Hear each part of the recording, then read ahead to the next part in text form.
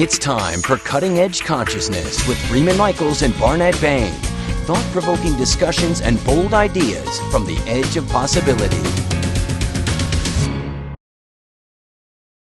You're speaking to the power of the Mastermind Alliance, and I know our audience would be very interested in drilling down a little bit more. That is the subject of your new ebook, It's No Secret.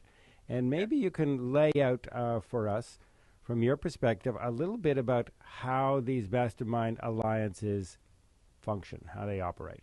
Primarily, it's two or more people who have one common goal that they believe in and they agree upon.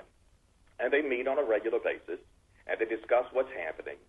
And you cannot allow, under any circumstances, a negative disbeliever into that Mastermind Alliance.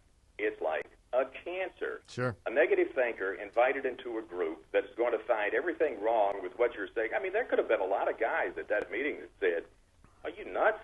We're an AM station. We're not going to be number one." Well, that type of negative energy has to be dispelled in the Mastermind Alliance.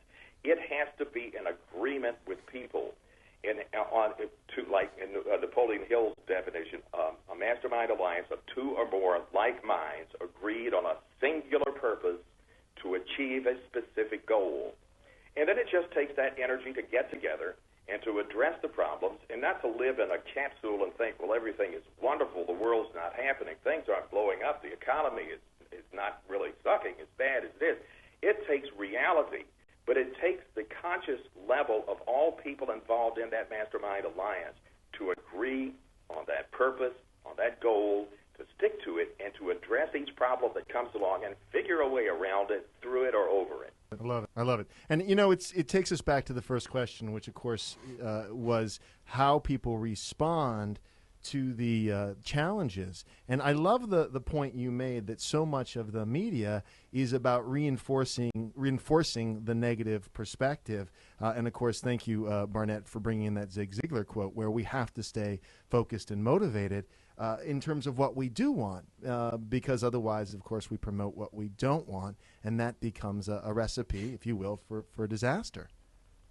We dial it up. We start to, instead of envisioning what's possible, we're surely envisioning what's possible, but from a catastrophic or a negative perspective. And then guess what we get? You know, woohoo! You win the prize. You want to tell that story? Congratulations, it's yours. You know, and it's a self-fulfilling prophecy. And I see that a lot in my own life. I mean, I can be really honest and say, you know, there's a lot of setups in my life where I can see where my beliefs dictated what I perceived, and I landed exactly where I expected to land. And at some point, I became aware, and thanks to people such as Jim Rohn, who I was a huge fan of, used to listen to all the time. In fact, his great quote, "Learn to work harder on yourself than on your job," became my motto personally, that was my job, was to really work on myself, and the job stuff would basically take care of itself. But that was a transition. So I wonder for you, what was the transition for you that got you thinking like this in your own personal history? Because that's what I think so many people are coming to. That's the potential of the sort of personalized breakdowns that folks are experiencing. I think on an unconscious level in my younger years, I always had the knowledge in my mind that I was going to do something positive. Nice. I had a very interesting situation when I worked in Los Angeles. We had a radio station there, and we were kind of in the high rent district. We were on Sunset Boulevard in a big, tall building next to the Dome, so we were paying more money in rent than we were making money. But I had an interesting situation that we had programs on the radio station where individuals would come in, kind of like your radio station, and there was a group of folks that came in that wanted to do a psychic radio program. So these psychics came in, and we met in the conference room. And the guy that was the team leader for that group looked at me, and I mean, he had this deer in the headlights look. I think, oh my gosh, what's wrong? Is something hanging out of my nose? And he said, "Do you have any Native American in you?" And I said, "Well, as a matter of fact, I do from my mother's side, from Virginia. She was one of the many, many long descendants from Pocahontas tribe of the Powhatan Indian." He said, that explains it. I said, "What does that explain?" He said, "There are a group of Indian spirit guides all around you, and whether you know it or not, you're here on a spiritual mission and a purpose." And I said, "Wow, that's pretty freaky." Because in a way, going back into my younger years when I was a kid, I wanted to grow up and be a cowboy movie star.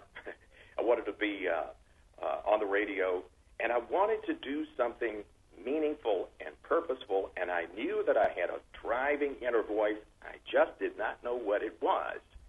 And I was raised in a Christian family, which was good because that gave me some foundation for spiritual growth. And it's evolved. There's never been, let's say, a light bulb moment that said, bang. So it was a accumulation. It was a steady accumulation of moments that added up to a path for you, I'm guessing.